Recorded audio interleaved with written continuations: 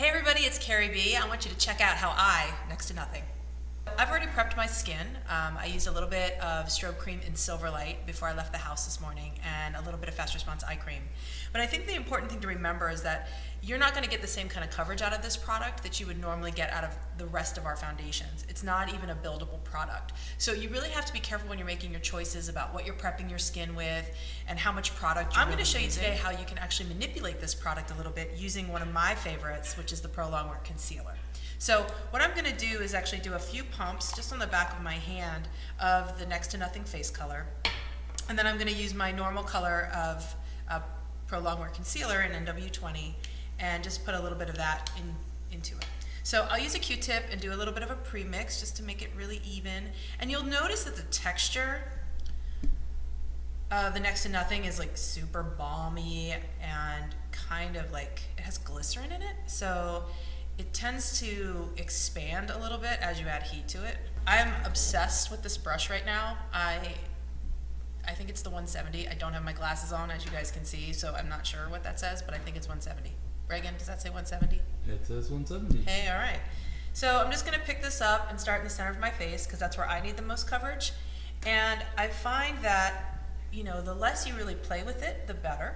I like a stippling kind of motion. And then I'll just work it down to the jawline. Okay. So as you can see, I already have lips and eyes on, so I'm gonna be careful to work around them. But I really find that I get enough coverage by adding just a couple drops of the freaking bangs. You know, they're like the cheapest Botox ever, but not fun to do makeup around. Anyway, so I'm just trying to be careful around my eyes and around my lip, but I don't really need that much more coverage. I mean, I guess if I was really going for it, I would add a little bit of a highlighter, like the Prep and Prime and Radiant Rose or something like that underneath my eye, and maybe I'll do that depending what my cameraman says. Do we need to add that? Or is your lighting just erasing all of my age and my lines? You look gorgeous. See. I'll take your word for it. But really, it's just that simple. I tend to have a little bit of hyperpigmentation on my chest, so I'm just going to take whatever's left on the brush and kind of work that down. I don't want to go too low. This is rated PG-13. But just so we get a lot of synergy and like an even looking color from my chest. I'm going to use like my obsession right now, which is the Quick Trick Stick. And I think it's important that you let this set up just for a couple of seconds before you go right in. That way you get a little less movement and you're not moving the foundation too much. And the Prolongwear Concealer that we've added is going to give it a little bit more tenacity. So I'm going to go ahead and just, you know, you always want to feel in here and see where your cheekbones are. And I'm finding these days to get more of a lift, I want to do more of a shape like that. So I'm just going to do kind of this U sort of shape. And then I can use something that's pretty soft. Even like a 129 brush, and just go in and kind of buff this in.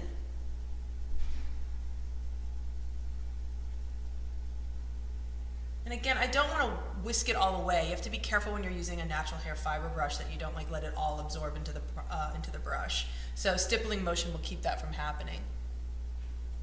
And you know, if you get too much product on, you can always go back in with your foundation brush. You know, my good friend Chantel taught me about the dirty foundation brush, and I'm going to come back in and just sort of tap around the edges, and the same thing on this side. Now, I feel like that's a pretty good amount of contour for a day look.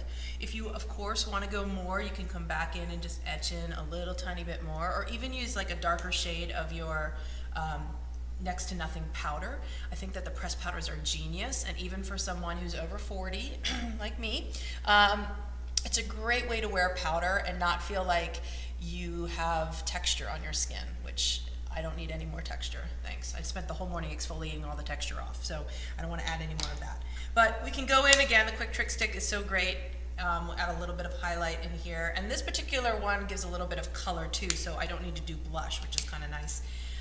And then I will just kind of blend this in, and I love that I get a little bit of color and a little bit of shine with like one product. It's further with don't tease me with a good time. All right, so we're gonna come in just a little bit more. My director over here says that I need more contour. Okay.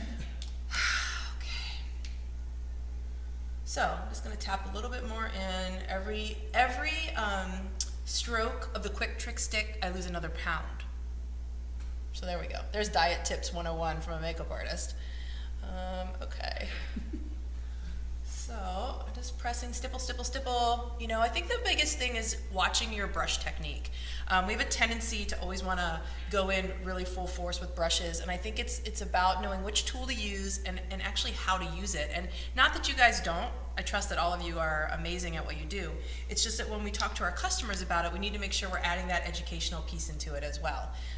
It's really important not to assume that people know how to use a brush. So obviously I'm using a very different textured brush, a dual fiber brush here, and I'm just sort of lightly whisking the edges of this quick trick stick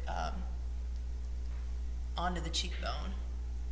And that's basically it. I'm gonna go in with a little bit of the pressed powder, next to nothing, in light, and just add, especially where I wear my glasses, just to make sure I have a little more staying power, and around the nasal labia fold, because when you wear glasses, as you guys know, things tend to slide.